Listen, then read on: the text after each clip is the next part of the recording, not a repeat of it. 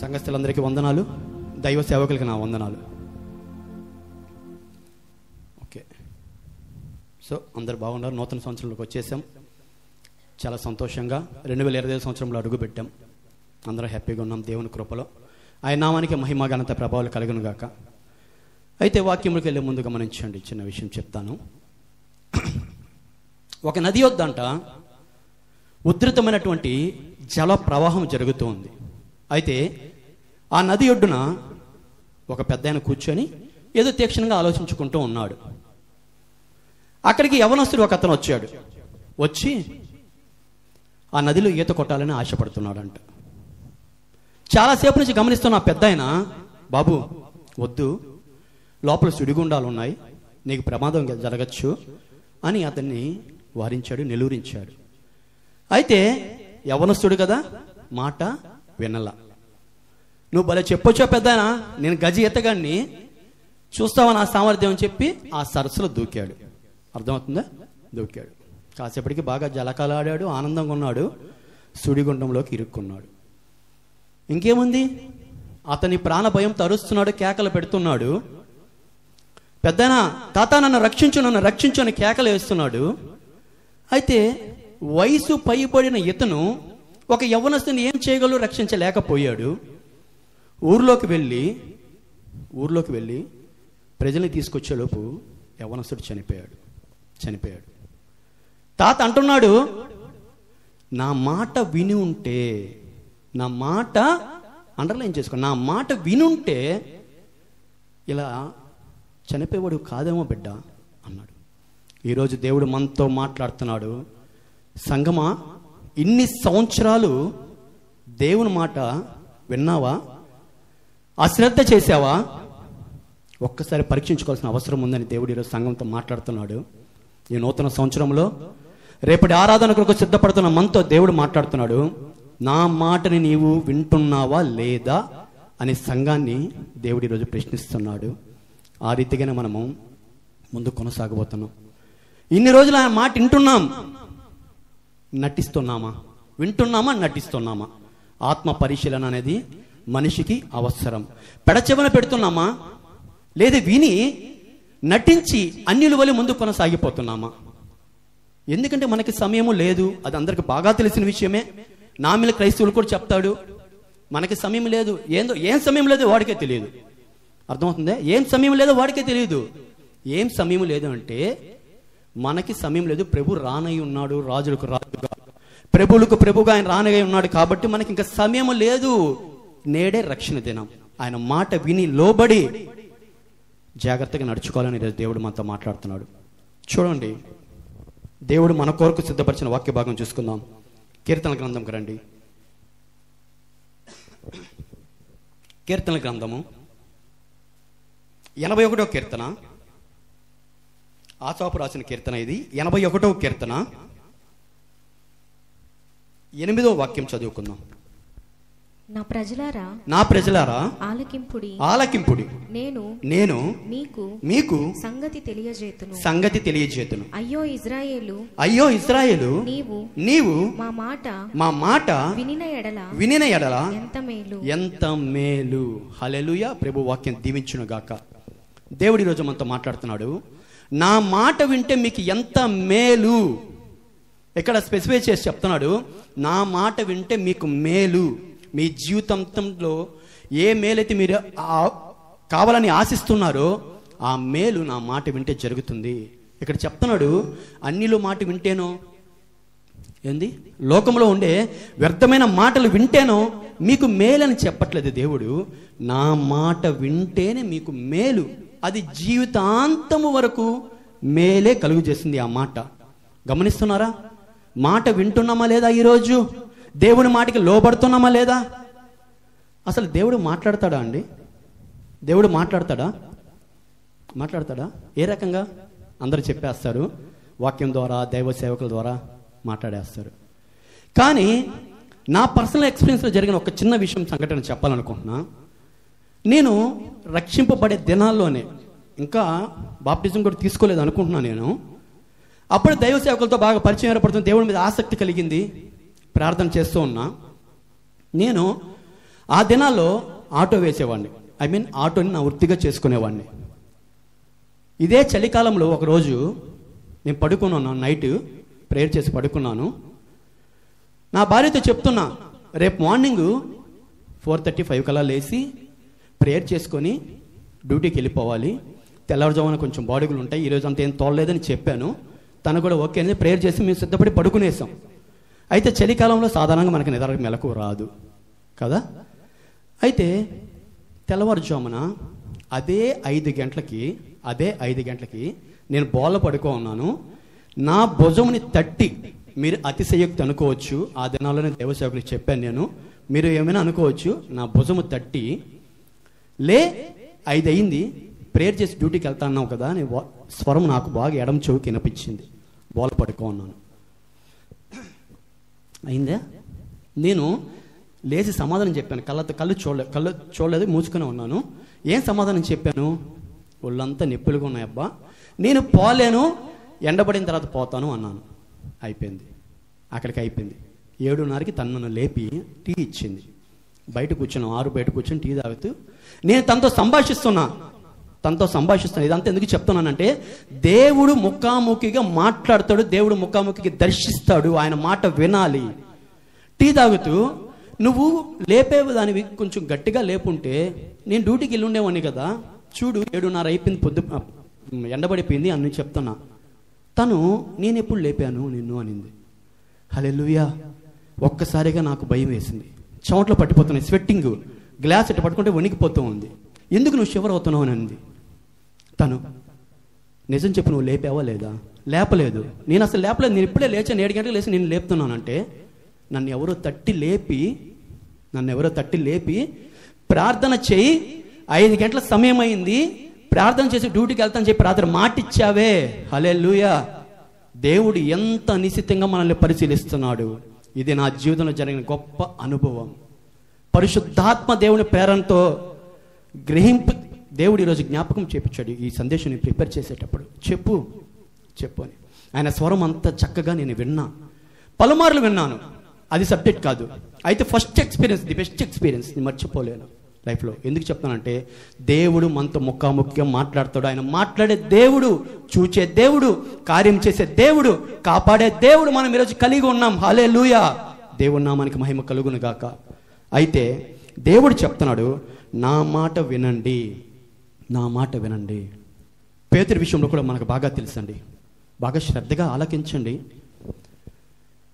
గెసెర్నెత్ అనే సరస్సు తీరంలో ప్రభువైన యేసుక్రీస్తు వారు వాక్య బోధన చేస్తూ అక్కడ నిలబడుకొని వాక్య బోధన చేసిన తర్వాత ఆ రాత్రంతా పేతురు చేపలు పట్టడం చూచాడు.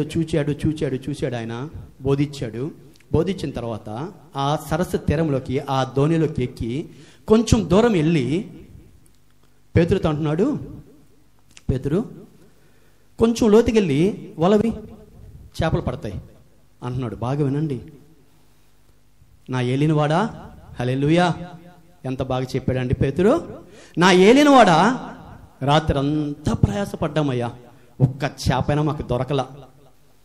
సరే, నీ మాట చొప్పున, అండర్లైన్ ద వర్డ్, నీ మాట చొప్పున వల వేస్తాం. గమనించారా? పేతురు అనలా, భలే పెద్ద మనిషి చెప్పావయ్యా, ఎన్ని సంవత్సరాల ఎక్స్పీరియన్స్ తెలుసా, మా తాత, మా ముత్తాత, మా నాయన అందరూ చేపలు పట్టేవాళ్ళు, నాకు తెలియందే, నువ్వు ఇప్పుడు దాకా చెప్తున్నావు అని పేతురు అనలా. చెప్పక ముందే లోబడ్డాడండి. హల్లెలూయా. ఈరోజు జీవితం మనం అలా కలిగి ఉన్నామా? దేవుడు మాట సెలవివ్వగానే నీవు లోబడుతున్నావా? పేతురు మాట సెలవివ్వగానే అంగీకరించి, ప్రభువా నీ మాట చొప్పున, ఏలినవాడా నీ మాట చొప్పున వల వేస్తున్నాను చెప్తే విస్తారంగా చేపలు పడ్డాయి. హల్లెలూయా. విస్తారమైన మేలు పొందుకున్నాడు. అదే చెప్తున్నాడు దేవుడు, నా మాట వింటే మీకు మేలు, నా మాట వింటే మీకు శ్రేయస్కరం. బంధువుల మాటలు కాదు, తల్లిదండ్రుల మాట వినొచ్చు, అలానే కాదు నేను చెప్తున్నది. ఆత్మీయంగా మనం ఆరాధించే దేవుడు మాట మనం అశ్రద్ధ చేయకుండా శ్రద్ధ కలిగి వింటే మనకి మేలు. అలాగే యేసుప్రభు వారు యోహాను సువార్తలో రాసి ఉంటుంది, ఆయన బోధించుకుంటూ, ఇవన్నీ ఎందుకు చెప్తున్నానంటే, మనం సబ్జెక్టులోకి వెళ్ళే ముందు ఎవరెవరు ఏ రీతిగా లోబడ్డారు బాగా వింటున్నారండి? బాగా వింటున్నారు? దేవుడు మాట్లాడే దేవుడు. పేతురు చెప్పకముందే మాటను అంగీకరించాడు. అదే రీతిగా ఇలానే పరిచర్య చేస్తూ దేవుడు బోధిస్తూ యేసుక్రీస్తు వారు బోధిస్తూ ఒక మందిరానికి వచ్చారండి. బాగా వినండి, ఒక మందిరానికి వచ్చాడు.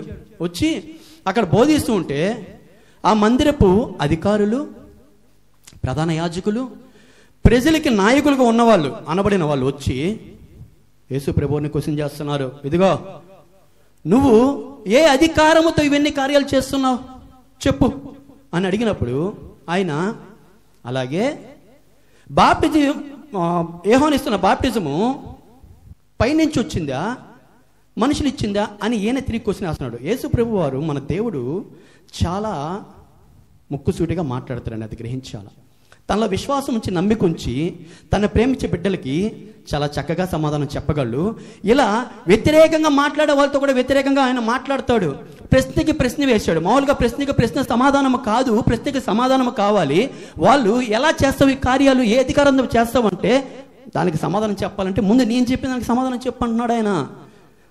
యోహాను బాప్టిజం ఇచ్చాడే అది పరలోకం నుంచి వచ్చిందా మనుషులు ఇచ్చిందా? దానికి సమాధానం చెప్పదంటే అక్కడ వాళ్ళు చెప్పలేకపోయారు. బట్ దానికి సబ్జెక్ట్ అది కాదు. దాని కింద ఆయన అంటాడు, ఒక తండ్రికి 2 కుమారులు ఉన్నారు. బాగా ఆలోచించండి. ఒక తండ్రికి 2 కుమారులు ఉన్నారు. మనలాగే 2 కుమారులు ఉన్నారు. అయితే తండ్రి ద్రాక్ష తోట వ్యవసాయకుడు. ఆ వ్యవసాయకుడు ఒకరోజు ఏదో అనారోగ్యంతో వెళ్ళి పెద్ద కుమారుని అడిగాడు. ఏమని?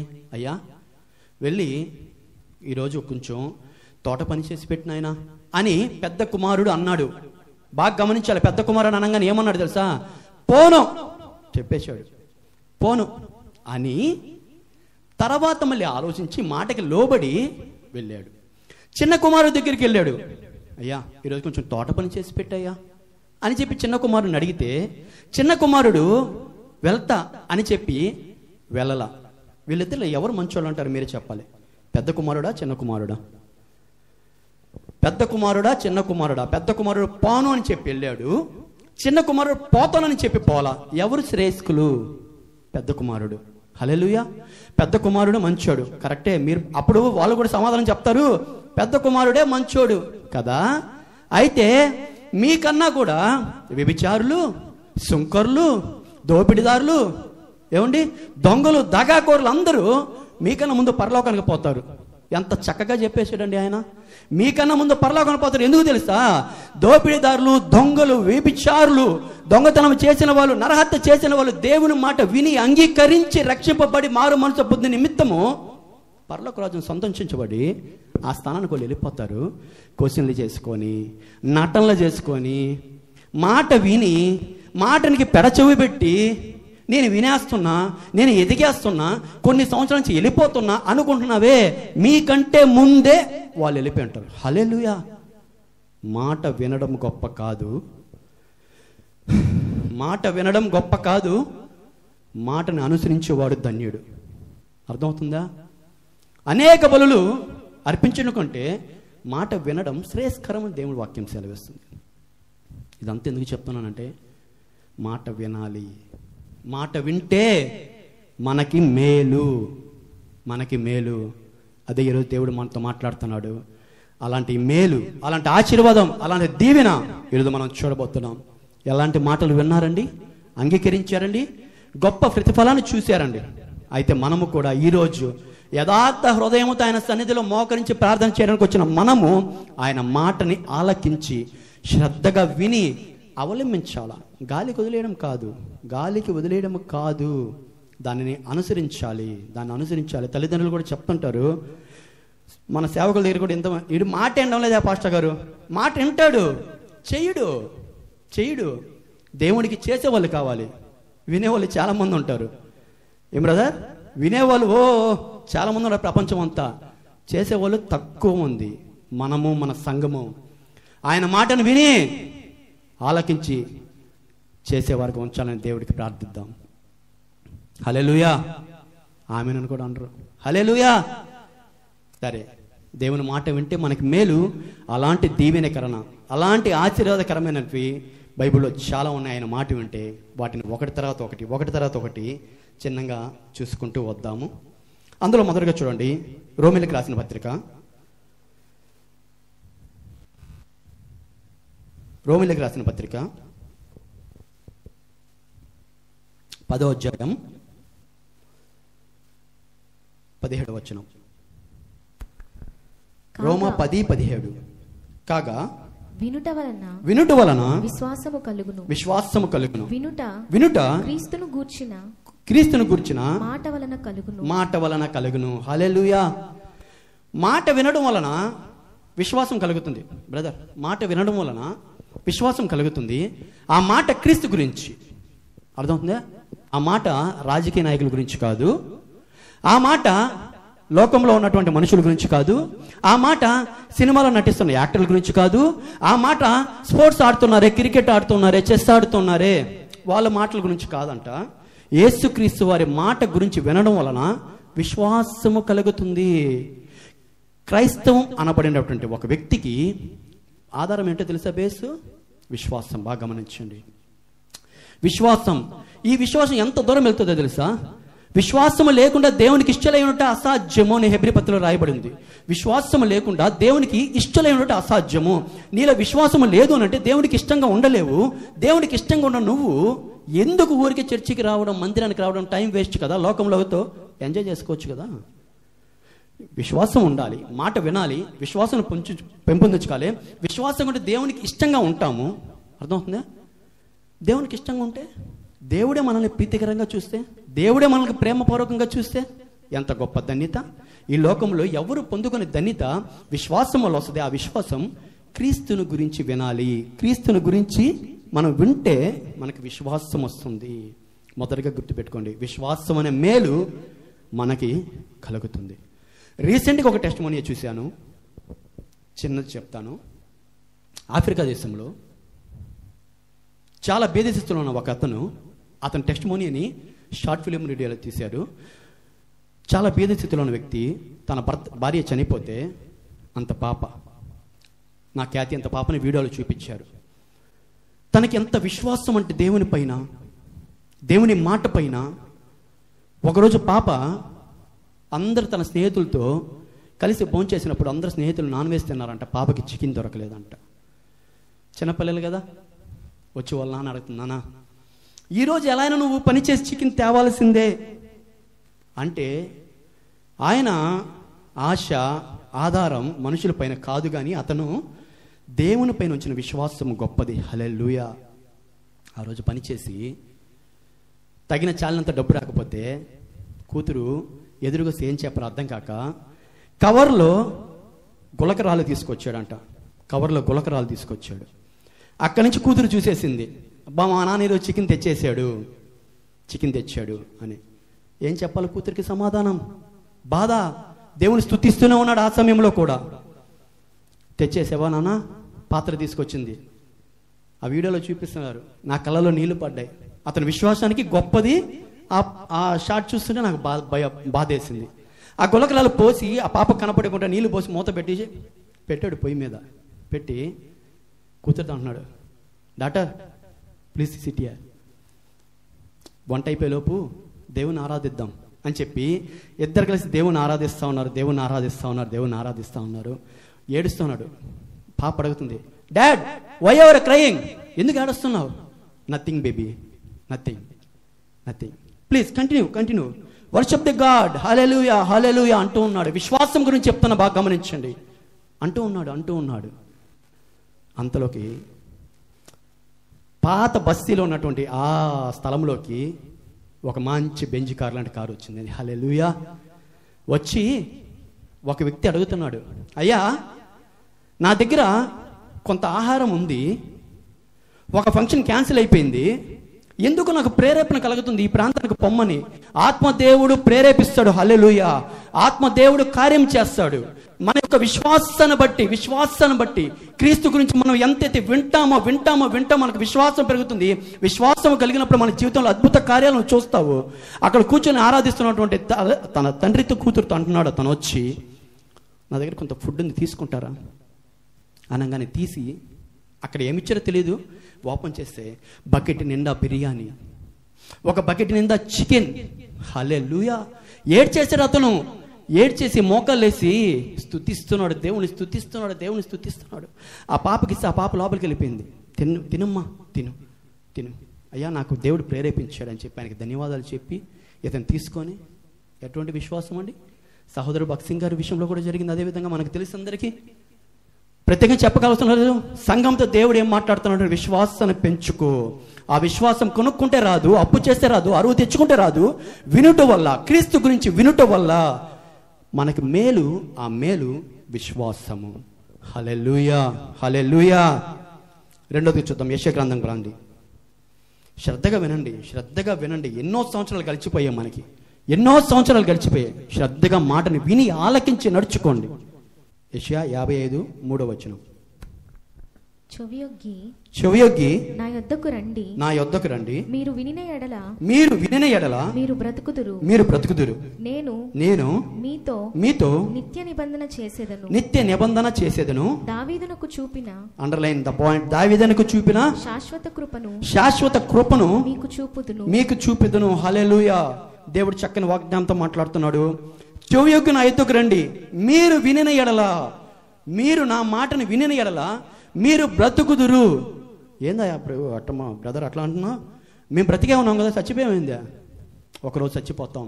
మాట్లాడుతున్నారు నిత్య జీవం గురించి మాట్లాడుతాం. మీరు నిత్యముగా చావరు, బ్రతుకుతారు. నిత్య జీవానికి మీకు అనుగ్రహిస్తా నా మాటని మీరు వింటే. ఈ వాక్యంలో రెండు మేళ్ళు మనకి కనబడుతున్నాయి. ఒకటి, మనం ఆయన మాట విని అంగీకరించి ముందుకు నడిస్తే బ్రతుకుతాము. రెండోది, దావీదునకు అంట శాశ్వత కృప చూపించాడంట దేవుడు. ఆ శాశ్వత కృప మనం పొందుకుంటున్నాం. Only grace. మనం ఈరోజు బతికున్నామంటే ఆయన కృప. మన శక్తి, మన బలము, మన జ్ఞానము కాదు. వాక్యం రాయబడి ఉంది, మనుష్యుడు తన తినే రొట్టె వలన కాదు గాని దేవుడు నోటి నుండి వచ్చే ప్రతి మాట వలన జీవించును. ఏంటంట?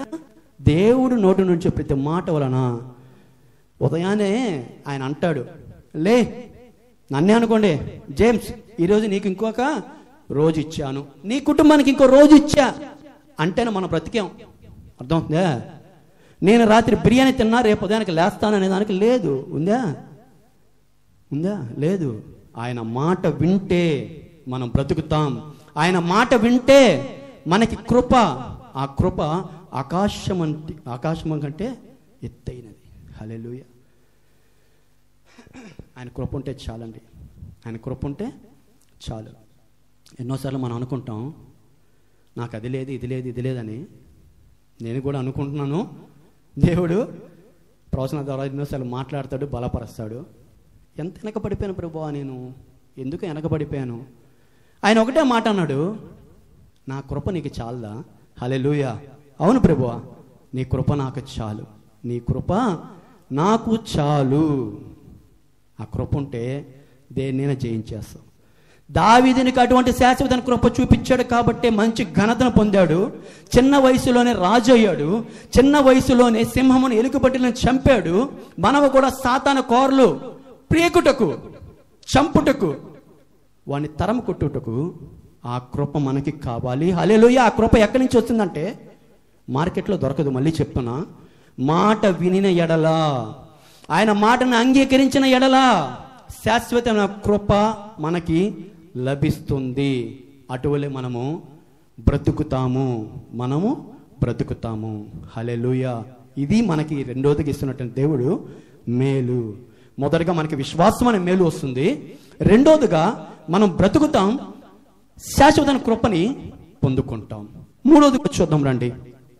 ద్వితీయోపదేశ కాండము 28వ అధ్యాయం 1 మేము మీ దేవుడైన యెహోవా మాట శ్రద్ధగా విని నేడు నేను మీకు ఆజ్ఞాపించుచున్న ఆయన ఆజ్ఞలన్నిటిని అనుసరించి నడుచుకొనిన ఎడల మీ దేవుడైన యెహోవా భూమి మీద ఉన్న సమస్త జనముల కంటే నిన్ను హెచ్చించును. హల్లెలూయా. హల్లెలూయా. బాడీ ప్రెజెంట్, మైండ్ ఆబ్సెంట్ వద్దండి. నా శరీరం ఎక్కడుంది, మైండ్ ఎక్కడో ఆలోచించుకుంటా అంటే దేవుని సన్నిధిలో ఇందాక చెప్పాడు దైవ సేవకుడు, అనాలోచితంగా ఉండొద్దు. దేవుని ఇక్కడ మాట్లాడేది ఎవరు? జేమ్స్ కాదు, దేవుడు మాట్లాడేది. ఆ గ్రహింపు మనకు ఉండాలి హృదయంలో. నా శక్తి, నా బలం, నా జ్ఞానం ఎవరిది కాదు. Not at all. దేవుడు మాట్లాడతాడు సంఘముతో.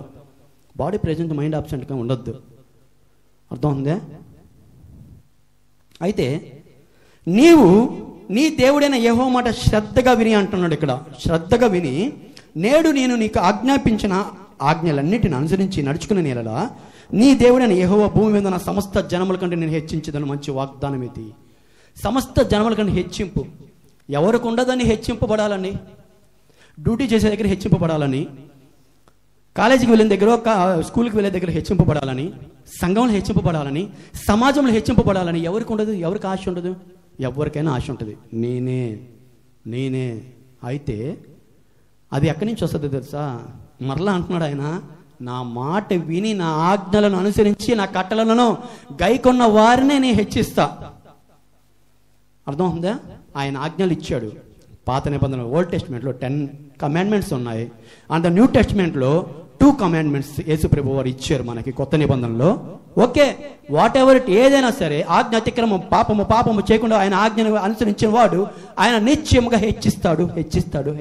హల్లెలూయా.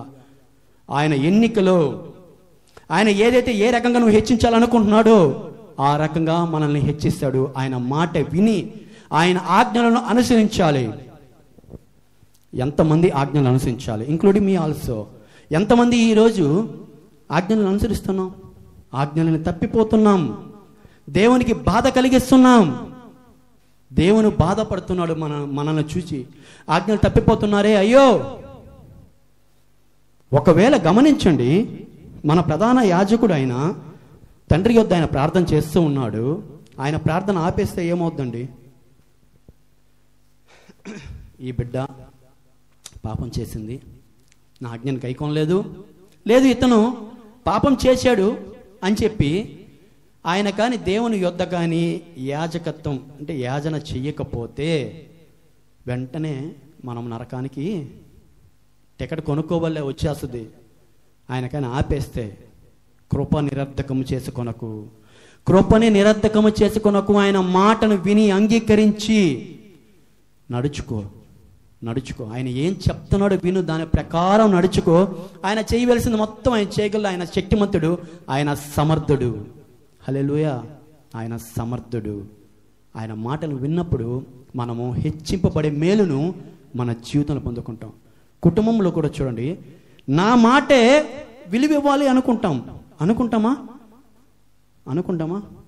నా భార్య నా మాట వినాలి, నా బిడ్డలు నా మాట వినాలి అనుకుంటాము. అలా అని చెప్పి కుటుంబ వ్యవస్థలో నియంతగా ఉండకూడదు. నియంత నేను చెప్పిందే చెయ్యాలనుకోవడం నియంత. అలా ఉండకూడదు. కానీ ఒక హెచ్చింపు, మనకి తెలియకుండా మనల్ని గౌరవిస్తారు. ఎప్పుడు తెలుసా? ఆయన మాట విని, ఆయన మాటకి లోబడి, ఆయన చూపించిన ప్రేమ ఇతరులపైన చూపించి, ఏమండి, పేదలను కరుణించి, బైబిల్ చదువుతూ, ప్రార్థన చేస్తూ, ఆయనతో ఎక్కువసేపు సమయం గడుపుతూ ఉంటే హెచ్చిస్తాడు. ఊరికనే హెచ్చింపులు రావు. హెచ్చింపులు తగ్గింపులు ఆయన వశమై ఉన్నవి. హల్లెలూయా. ఎవరిని హెచ్చించాలో, ఎవరిని తగ్గించాలో, ఎవరికి కత్తిరేయాలో, ఎవరికి కత్తిరేయకూడదో ఆయనకి బాగా తెలుసు. ఆయన అనంత జ్ఞాని. ఆయనకు బోధించేవాడు ఎవడు ఇక్కడ పొట్ట నేరాడు. హల్లెలూయా. అర్థమవుతుందా? మనం ఆయన ఆజ్ఞలు గైకొని ముందుకు కొనసాగితే హెచ్చిచ్చే మేలును మన జీవితంలో పొందుకుంటాం. మొదటి మేలేంది? విశ్వాసం అనే మేలు. రెండోది చెప్పాలి, అందుకే నేను అంటున్నా, రెండోది శాశ్వతమైన కృప. అర్థమవుతుందా? మూడోది హెచ్చింపబడడం. చివరిగా చూసుకుందాం. నిర్గమకాండము 15వ అధ్యాయము 26వ వచనం. మీ దేవుడైన యెహోవా వాక్కును శ్రద్ధగా విని, ఇక్కడ కూడా చెప్తున్నాడయ్యా, శ్రద్ధగా విని ఆయన దృష్టికి న్యాయమైనది చేసి ఆయన ఆజ్ఞలకు విధేయులై ఆయన కట్టడలన్నిటిని అనుసరించి నడిచిన ఎడల నేను ఐగుప్తియులకు కలుగజేసిన రోగములలో ఏదియూ మీకు రానియను. నిన్ను స్వస్థపరచు యెహోవాను నేనే అనెను. ఆమేన్. ఆరోగ్యం మహాభాగ్యం. అవునంటారా కాదంటారా? ఆరోగ్యం మహాభాగ్యం. ఈరోజు ఆరోగ్యంగా ఉంటేనే కదమ్మా బతకాల. డబ్బు ఉంటే మనల్ని బ్రతికించదు. దేవుడి గురించి పక్కన పెడితే మనం ఆరోగ్యంగా ఉండాలి. స్వస్థత ఎవరికి వద్దండి? స్వస్థత ప్రతి ఒక్కరికి కావాలి. స్వస్థత కలిగించేది దేవుడే. ఆయన మాట విని ఆయన కట్టలను మరలా అంటున్నాడు, శ్రద్ధగా విని అనుసరిస్తే నిన్ను స్వస్థపరుస్తా, నీ కుటుంబాన్ని స్వస్థపరుస్తా. ఐగుప్తులకి కలిగజేసే రోగములు, ఐగుప్తులు తెలుసా ఎంతకి? అసలు ఐగుప్తులు తెలుసా? ఐగుప్తులు ఎవరో తెలుసా? ఇజ్రాయేలును బానిసలుగా చేసుకున్నటువంటి జనాంగం ఐగుప్తీయులు. ఇజ్రాయేలును బానిసగా చేసుకొని కొన్ని సంవత్సరములు పరిపాలించి అక్కడి నుంచి మోషను పంపించి విడిపించాడు. అదంతా మనకు తెలిసిన సబ్జెక్ట్. అయితే ఐగుప్తులకి కొన్ని తెగుళ్ళు, కొన్ని రోగములు ఆయన పంపించాడు దేవుడు. అర్థమైందే? అన్ని జనులు అటువంటి మనకి రోగము ఏది కూడా రాదు ఆయన మాట వింటే. హల్లెలూయా. నిద్ర లేస్తే నా బిడ్డలు బాగుండాలా, నేను బాగుండాలా అనుకోవడం తప్పు కాదు, అలా ప్రార్థన చేయడం తప్పు కాదు. కానీ ప్రార్థన చేసే ముందు ఆయన వాక్యాన్ని శ్రద్ధగా విని నడుచుకో. నువ్వు స్వస్థపరచబడతావు, నీ కుటుంబం స్వస్థపరచబడుతుంది. సంఘంలో ఉన్న ప్రతి ఒక్కరికి క్షేమాకరమైన స్వస్థతను కలిగజేసే వాడను నేనే యెహోవాను అంటున్నాడు. ఎంత గొప్ప దేవుడు, ఎంత గొప్ప దేవుడు. స్వస్థత కొరకు మనం ఎంతగానో ప్రాధేయపడతామో ఆయన ఏమంటున్నాడంటే, నా మాట విను, సమస్తం నేను చూసుకుంటా. స్వస్థత కావాలి అంటే ఈరోజు ఆయన మాట విని అంగీకరించి గైకొని ఆయన కట్టడలను అనుసరించిన ఎడల మనకి స్వస్థత అనే మేలు ఆయన మాటను అంగీకరిస్తే వస్తుంది. హల్లెలూయా. సంఘంతో దేవుడు మాట్లాడుతున్నాడు. ఆయన మాట వినండి, లోబడండి. సర్వశక్తిమంతుడు, అధిక బలాజ్యుడు, అన్నిటికన్నా పైనున్నవాడు, మనల్ని చూచే దేవుడు, మన కాపరి, ఆయన మాట్లాడే దేవుడు, జీవమగల దేవుడు, సజీవుడు మనతో మాట్లాడుతున్నాడు. నా మాట వినండి. వ్యర్థమైన మాటలు కాదు, అన్ని జనుల మాటలు కాదు. వృధా సమయం చేయకు, సమయం వృధా పరచుకు. నా మాట ఏదైతే విన్నారో, ఏదైతే చదివారో, సేవకుల ద్వారా ఏదైతే విన్నారో దానిని మీరు అనుసరించండి. మాదిరికరంగా ఉండండి. మీకు ఏ మేలు కావాలో ఆ మేలు సమస్తము సమకూడి జరుగుచడం ఎరిగి ముందుకు కదలాలి. హల్లెలూయా. చివరికి ఒక మాట దేవుడు మనతో ఒక మాట కోరుచున్నాడు.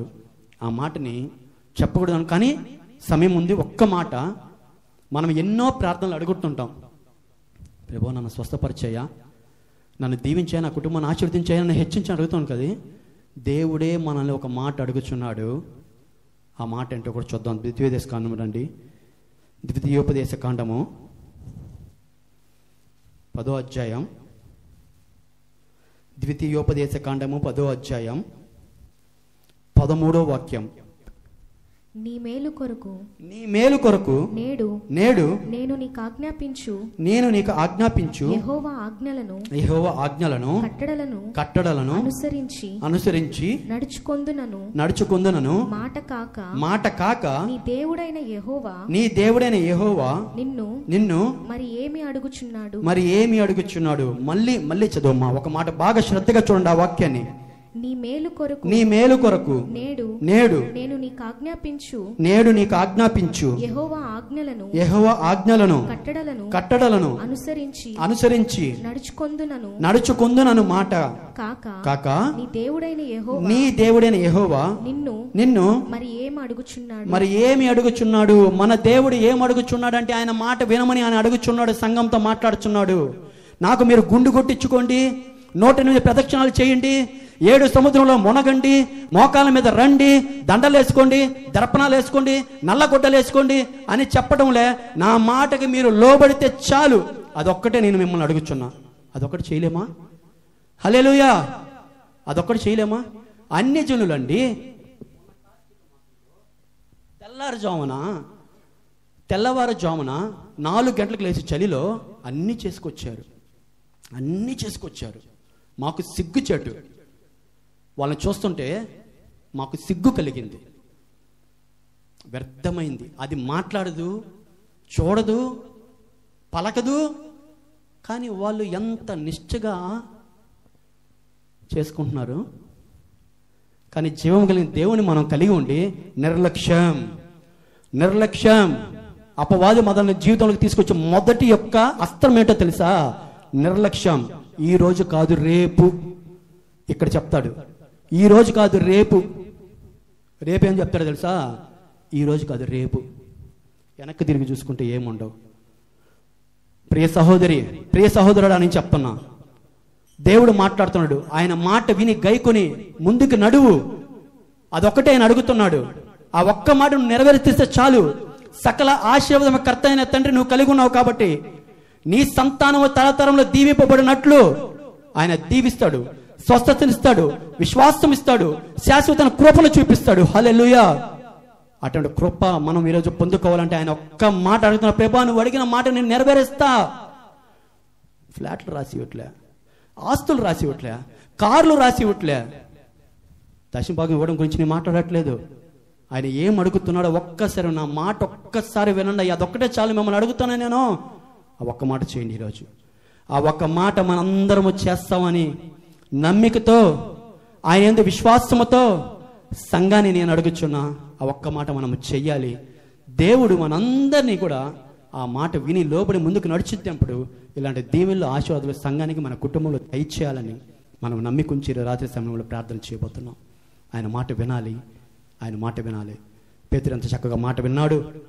ఎంత చక్కటి ఉపమానాలు దేవుడు చెప్పాడు. చెప్పకముందే ప్రభువా నా ఏలిని కూడా నేను చేస్తానని చెప్పి చేశాడు. ఆ రాతిగా మనము చేయాలని ఆశిద్దాం, కోరుకుందాం. ఆయన కృపను విస్తరింపబడినట్లు, మనము క్షమాకరంగా ఉన్నట్లు మనం ప్రార్థన చేయబోతున్నాం. ఈ రాత్రికాల సమయంలో దేవుడు మన కొరకు సిద్ధపరిచిన వాక్యం మన హృదయంలో నీరు కట్టి ఫలింపు చేసి అభివృద్ధి చెందును కాక. ఆమేన్.